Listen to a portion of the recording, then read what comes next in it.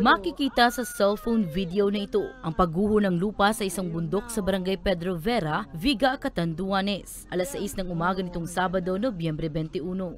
Dahil sa insidente, nagkaproblema naman sa daloy ng trapiko. Ayon sa Municipal Disaster Risk Reduction Management Office Viga, bago ang insidente ay nakapag-inspection pa sila sa lugar. Maswerte na lamang at walang nasugatan sa pangyayari. Matari po talaga siya. Yung barangay po na yun is sa taas, sa tuktok po yun ng bundok. And pataas po and sikot-sikot po ang daan.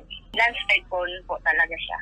Matapos ang pagdaan ng Bagyong Uwan, 42 landslide na ang naitala umano sa lugar.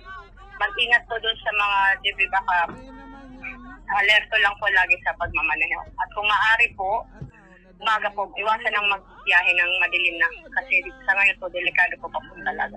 Madulas ang daan, panay ang ulan. Matapos ang sunod-sunod na inspeksyon at clearing operations, maaari ng daanan ang naturang lugar at ligtas na rin para sa mga motorista. Para sa mga balitang Tatak, Bicol, Danica Garcia.